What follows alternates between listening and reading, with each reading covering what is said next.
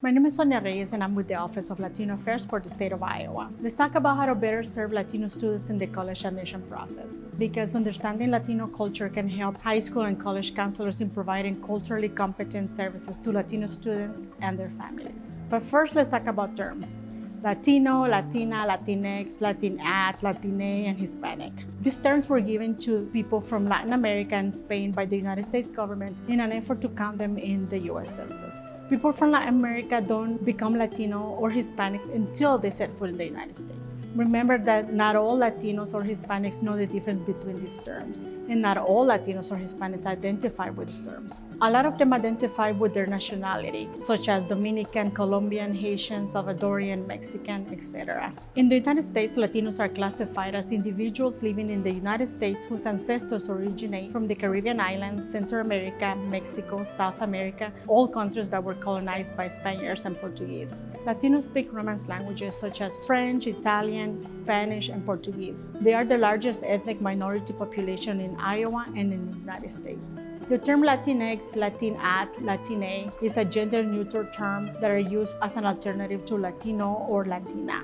The term Hispanic refers to people whose heritage derives from Spanish-speaking countries. The term is about language, and it doesn't include people from Brazil who speak Portuguese or other South American countries where they speak French. Please note that when pulling data, you won't find Latinos and Hispanics under race. You must pull the data from ethnicity. Latinos can be Black, Asian, Native American from North, Central, and South America, and other races. Never use the term illegal. The correct term is undocumented. Latino students have many strengths and continue to contribute to the state of Iowa, but there are many barriers for them in post-secondary education institutions. Lack of bicultural staff, faculty, admissions, and financial aid offices in post-secondary education institutions. They are overlooked due to stereotypes. Also, they suffer a lot of microaggressions, like microassaults, which is a conscious and intentional actions of slurs. Micro-insults, verbal and nonverbal communications that subtly convey rudeness and insensitivity and demean a person's racial heritage or identity. Micro-invalidations, communications that subtly include, negate, or nullify thoughts, feelings, experiential reality of a person of color. Now let's talk about some of the most common stereotypes. All Latinos are from Mexico. Latinos must speak Spanish or must be bilingual. Latinos are low income. Latino parents don't value education. Latinos have health insurance. Latino students don't seek help because they are too proud. Speaking with an accent must mean that they are less intelligent or that they need special education. Latinos don't have aspirations or they need to be saved. Some tips in dealing with stereotypes.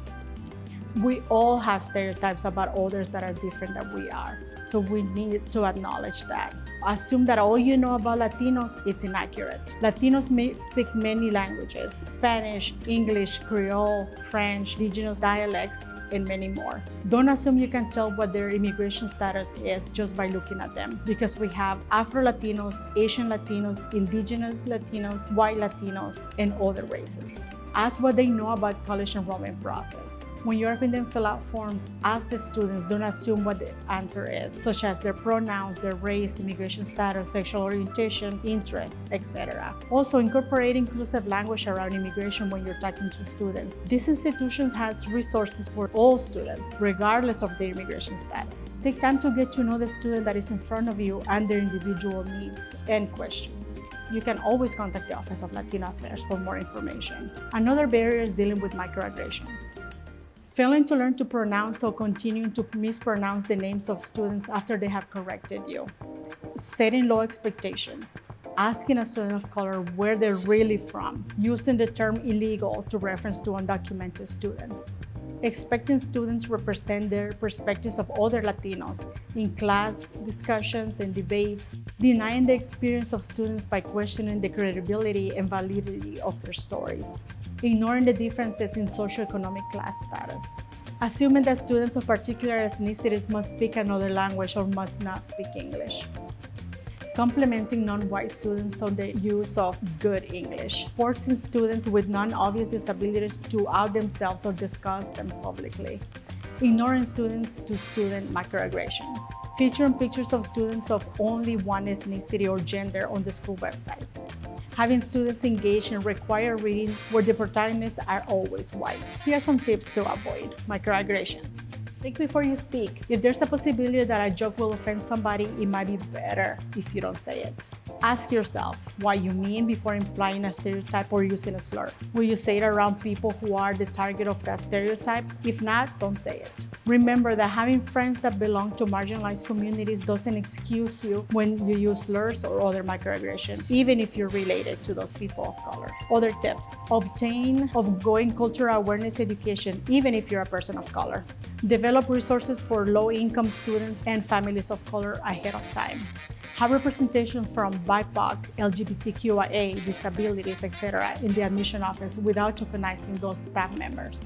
Remember, not all students want to leave home to go to college. Present all the housing options for them. It might be more affordable and doable for them to live at home.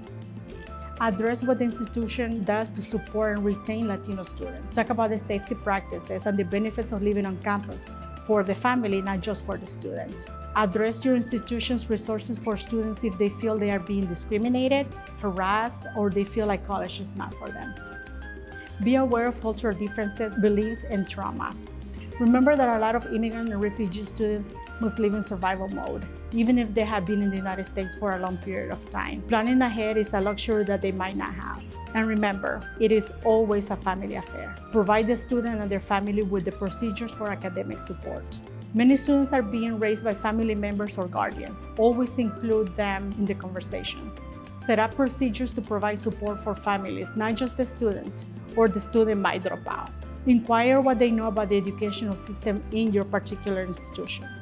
Food is very important. Provide a list of restaurants and other businesses close to campus that are culture specific. Connect interested students' families to current students and their families. And don't forget, family always comes first.